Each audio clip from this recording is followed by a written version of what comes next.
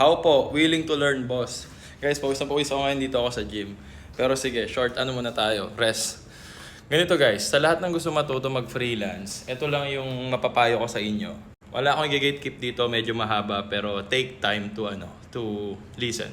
Dalawa lang naman yung way para mag-start ka ng freelance. Una, aralin mo mag-isa, o pangalawa naman is maghahanap ka na magtuturo sa'yo. Now, kung aralin mo siya mag-isa, napakadami namang mga free resources sa internet. Search nyo na lang.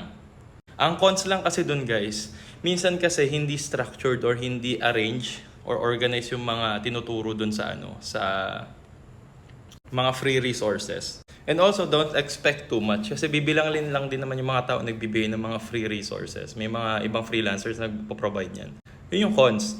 Now, doon naman sa pangalawa is magpe-pay kayo ng mentor. And hindi na bago yan guys. Kahit naman pag mag-OFW ka, may mga agency kang binabayaran, blah blah blah. It's the same thing, may training. Ang cons naman kasi doon, hindi mo din alam kung gaano ka-effective yung training. So wala kang idea. And I'll be honest guys, pinagdaanan ko yung una tsaka pangalawa.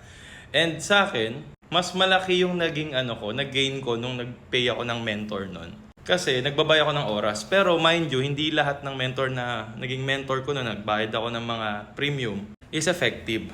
It just so happen na throughout sa trial and error na pagre-research tapos mayroon akong mga fina-follow na mentors, bumili ako ng courses nila, doon ako nakaland ng client.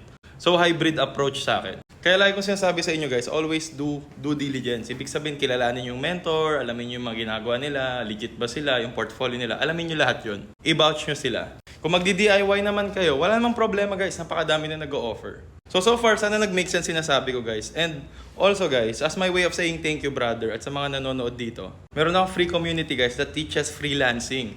Para to sa mga unemployed, sa mga corporate person, or kahit sa student, or sa mga retired na gusto aralin yung freelancing, nang walang alam, walang idea, hanggang makaland ng first client, meron akong free community guys. Check nyo na lang yung link sa bio ko. Or just search jointheparliament.com. Guys, ang tinuturo ko dun guys is remote sales. It's work from home na sales. Ibig sabihin, sales siya. And kahit wala kang alam sa sales guys, matututo ka dun. Kasi di-discuss ko na sa inyo lahat dun. Literal, paano yung freelancing, paano yung sales, paano yung remote sales, ano yung mga ginagawa ng remote sales, hanggang makaland ka ng first client mo. So check nyo na lang yung link in my bio. Sana makatulong. Tag mo na lang din yung friend mo na sa team mo makatulong sa kanila to.